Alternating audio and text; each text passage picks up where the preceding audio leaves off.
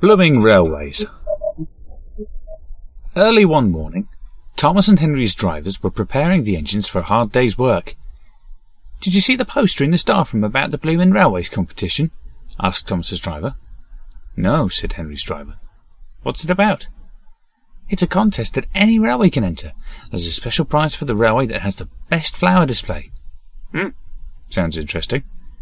Do you think we'll be able to enter? "It would be good to try," said Thomas's driver, "but we need an awful amount of flowers and plants, and I don't know where to get them from." "Let's think about it," said Henry's driver. "We'll talk to the others later." Soon Thomas was hard at work on the branch line. He had just taken the quarrymen to work, and was heading back to the station when he saw a man standing by the side of the line waving at him. His driver stopped the train. "It's Bob Flowers," he said. "I wonder what he wants." Bob Flowers had a nursery near the railway which grows plants and flowers. He would often wave whenever he saw the engines passing by, but today it seemed more urgent. "Thanks for stopping," said Bob. "I'm glad to see you." Bob pointed to the flower fields and greenhouses at the nursery. "I've been growing flowers to decorate the floats that are taking part in the town carnival this afternoon. I'm supposed to be entering a float of my own. I was going to drive them there in my lorry, but it's broken down.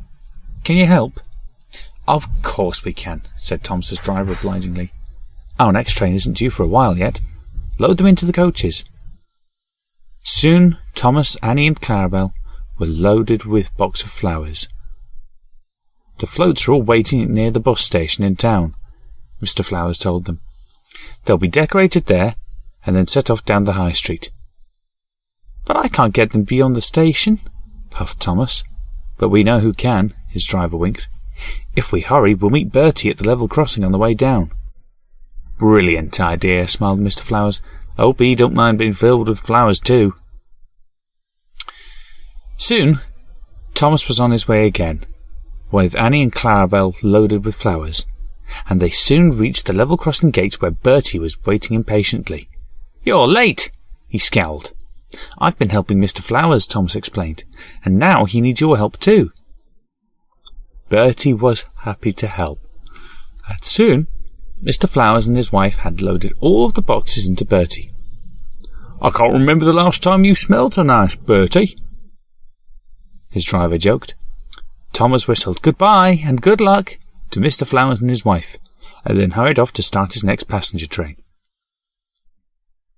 The next day Thomas was passing Mr. Flowers' nursery again, when he saw him waving. "Oh dear," groaned Thomas. "I wonder what's happened now." But Mr. Flowers was smiling. "I just wanted to thank you properly for all your help.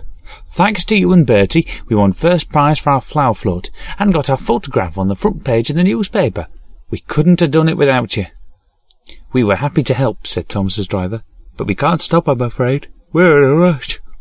Fireman and I are going back to have a meeting with the other crews. We're trying to decide whether or not we'll manage to enter the Blooming Railways contest. We'll have to raise a lot of money to buy seeds and bulbs." "No need for that," said Mr. Flowers, and he handed Thomas's driver 2 big sacks. "These sacks are full of flower seeds and bulbs. It's my way of saying thank you for all your help."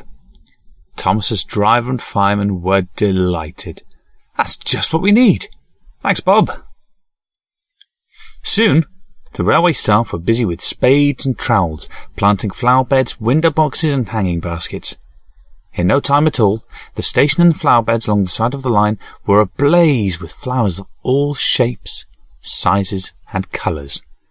The engines and the passengers thought they looked wonderful. And when the judge from the Blooming Railways competition came to see them, the engines could hardly wait to hear if he thought so too. "First prize," he announced. "By far the best display of flowers I've seen on any railway." The fat controller collected the big silver cup as a prize, shook the judge's hand, and thanked Thomas's driver and fireman for their contribution. "It's blooming marvellous," he quipped. "Well done."